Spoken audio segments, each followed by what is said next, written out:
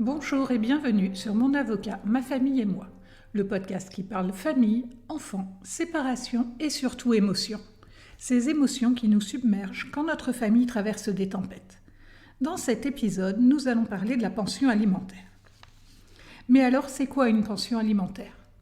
La pension alimentaire est une contribution financière versée chaque mois par un parent à l'autre afin de participer aux frais générés par les enfants.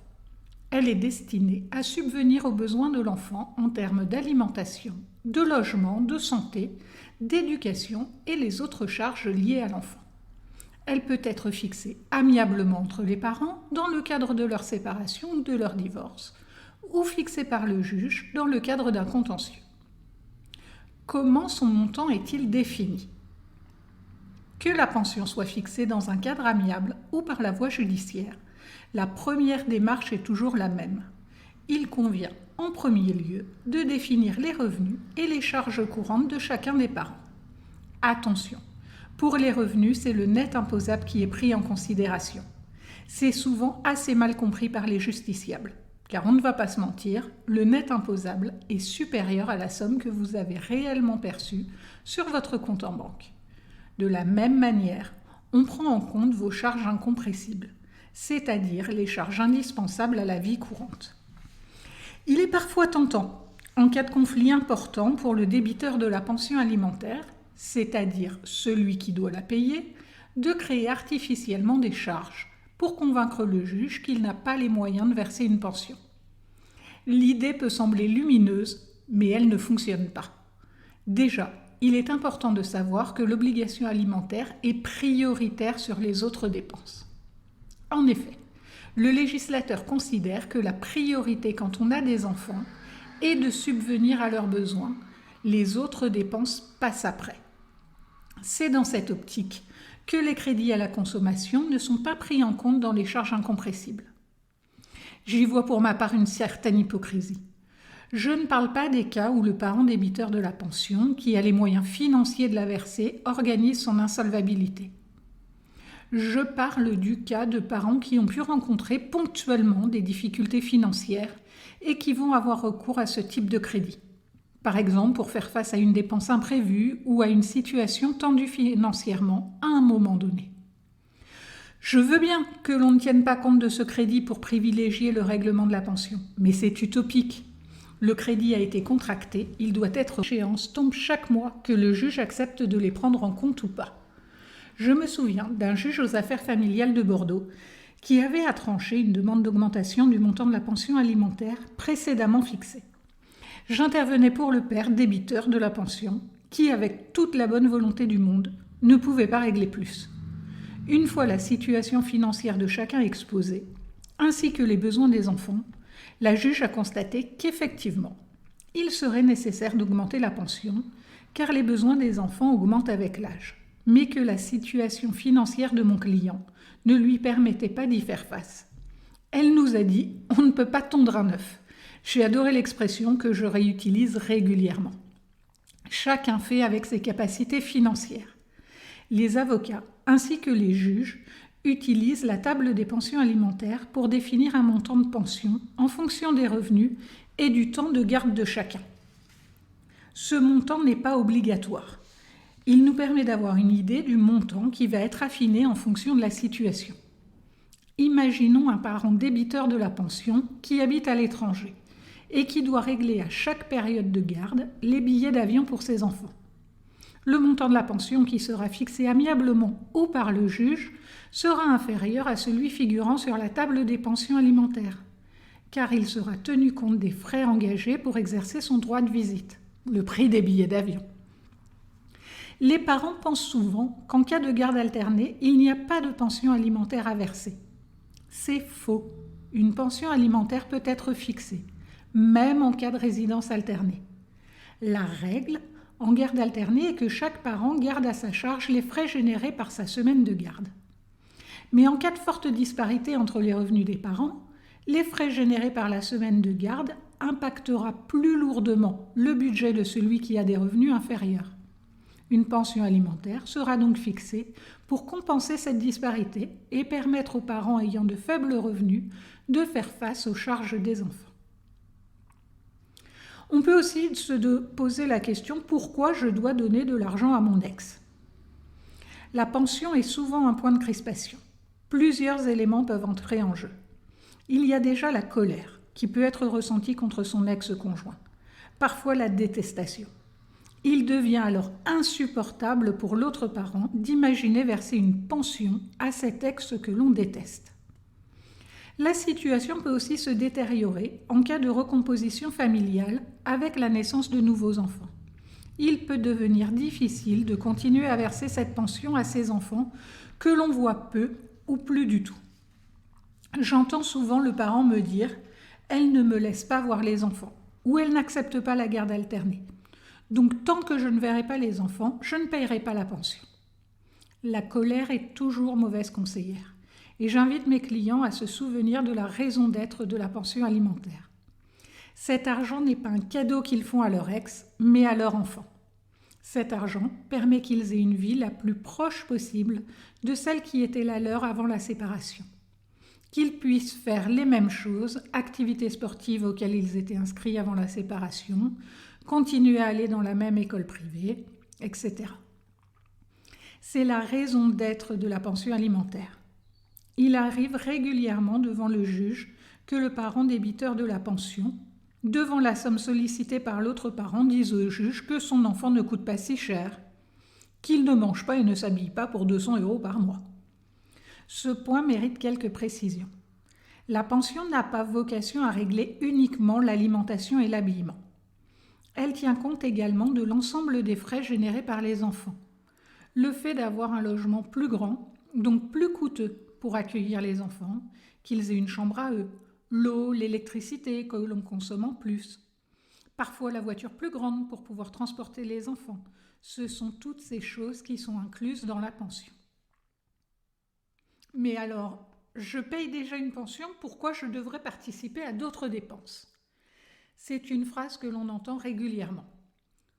Je lui paye déjà une pension, qu'il se débrouille. La pension alimentaire a vocation à régler les charges courantes liées aux enfants. À côté de ces dépenses courantes, on trouve les frais exceptionnels, c'est-à-dire les dépenses ponctuelles qui n'ont pas vocation à perdurer dans le temps.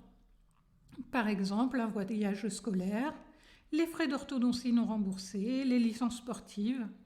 Ces dépenses ponctuelles sont des frais exceptionnels non compris dans la pension. Ils font l'objet d'un traitement à part. Pour ces frais exceptionnels, le principe est qu'ils sont partagés entre les parents en fonction de ce qui a été fixé par leur accord amiable ou par le juge. 50-50, 70-30 ou toute autre clé de répartition, à condition d'avoir été décidé préalablement à l'engagement de la dépense, d'un commun accord entre les parents. Si les parents sont d'accord pour que leur enfant fasse ce voyage scolaire, les frais seront partagés entre les parents. Si l'un est d'accord et l'autre non, celui qui décide de passer outre le refus de son ex-conjoint devra prendre en charge seul la dépense sans pouvoir obtenir le partage des frais. Si l'un des parents engage la dépense et demande ensuite l'accord de l'autre, il ne pourra obtenir la prise en charge d'une partie des frais que si l'autre parent est d'accord. Mais il ne pourra pas lui imposer, faute de lui avoir demandé son accord préalablement à l'engagement de la dépense. On se retrouve parfois dans des situations où le parent débiteur de la pension va systématiquement s'opposer à toute dépense exceptionnelle, laissant à la charge de l'autre parent l'intégralité des frais exceptionnels. Dans ce cas, il est possible de prévoir amiablement ou de demander au juge de fixer un montant de pension alimentaire supérieur intégrant les frais exceptionnels. Bon, maintenant mon enfant a 18 ans, je peux arrêter de verser la pension. Versus, je peux lui verser directement. L'obligation alimentaire ne cesse pas à la majorité de l'enfant. La pension alimentaire continue d'être versée tant que l'enfant n'est pas en mesure de subvenir seul à ses besoins. Un enfant majeur qui poursuit des études sans rémunération ou juste avec un emploi étudiant lui procurant de faibles revenus n'est pas en mesure de s'assumer seul et la pension doit donc continuer à lui être versée. Il est courant que le juge impose la communication annuelle par le parent qui a la garde des enfants du certificat de scolarité aux parents débiteurs de la pension, afin de justifier de la nécessité de poursuivre le paiement de la pension. Quand les rapports restent tendus entre les parents, il est tentant de verser directement la pension alimentaire entre les mains de l'enfant majeur pour ne plus rien avoir à faire avec son ex. Mais ça n'est pas si simple. Si vous avez été condamné à verser une pension alimentaire dans le cadre d'un jugement de divorce ou suite à une séparation ou à un accord amiable, vous ne pouvez pas verser la pension alimentaire entre les mains de l'enfant devenu majeur qu'avec l'accord express du parent qui reçoit la pension. Il est préférable d'obtenir un écrit pour éviter toute difficulté.